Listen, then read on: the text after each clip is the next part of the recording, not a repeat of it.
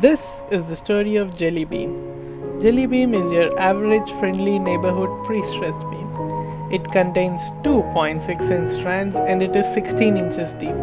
It has a cross sectional area of 75 square inches.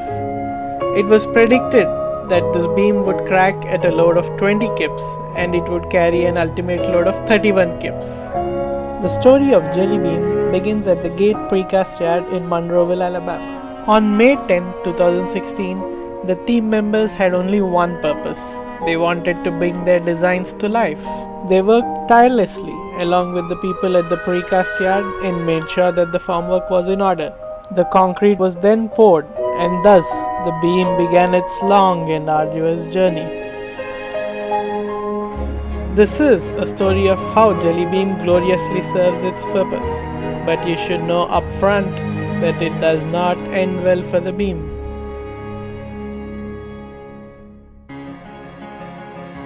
The beam eventually made its way to the large-scale structures lab at the University of Alabama. These fierce battlefields remain a witness to many a fallen warriors. Aware of its inevitable fate, our bold Jelly Beam marched forward. It was a sight to behold. Decked up in its battle armor, it had string potentiometers, an NDI optotrack system, and 2 concrete strain gauges to aid in its battle. Jelly Beam was ready to be tested.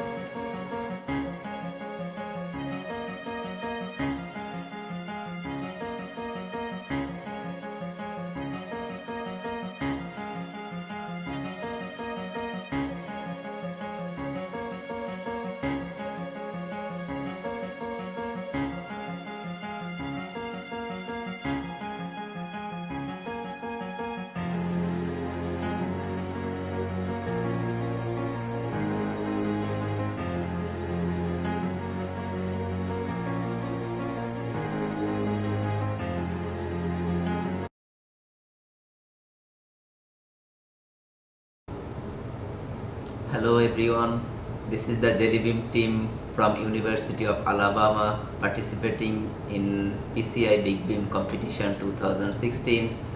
I am Mohammad Kabir Hossain, a team member of this Jelly Beam team. Hello, my name is Said Hayati, also a member of Team Jelly Beam. And I am Vidyasagar Ronanki, also a member of Team Jelly Beam. This competition provided us with a very good opportunity to know more about the pre-stressing world in general.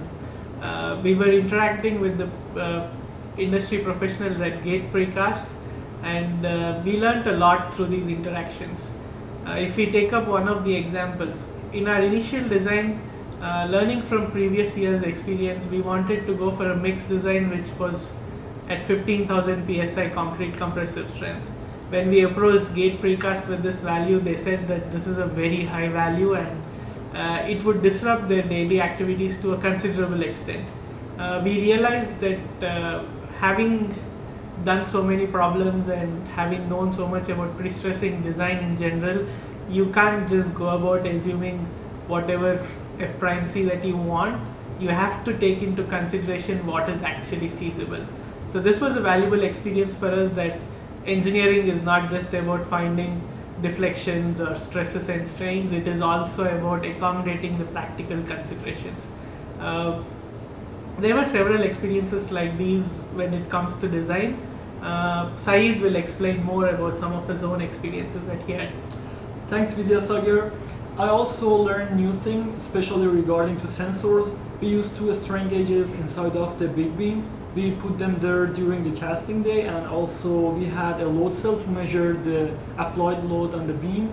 And more than that, we used NDI OptoTrack, which is a surface-based measuring system to measure the deformation of the beam, and in future we use this information, this data, to calculate the strain in the big beam. As an extra, we used a string potentiometer to measure the displacement of the beam. We installed 3 of these instruments underneath of the beam. This knowledge can also help me in my future research, and I will use them to conduct my research. Kabir will talk about his experience too. Yes, it was a really good learning experience for me. This is the first time I'm participating in a competition like that. And when we went to get precast to cast the beam, we saw how they mold, how they form a mold for casting a beam, how they put the reinforcement strands, and how they put pre-stressing forces on the strands.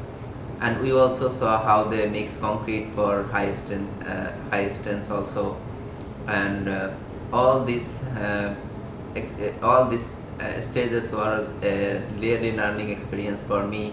And beside this, they also show how they are constructing architectural facades with incorporating with the structural things. So this is not only just applying the structural knowledge in a field, they also show us how they are applying architectural things in combination with structural members also. So we learned about these things a lot there.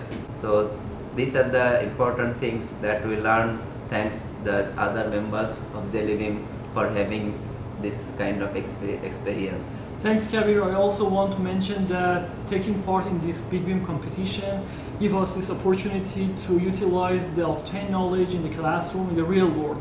We also learned that a good designer group needs to have and keep in touch with the factory that is going to construct the building.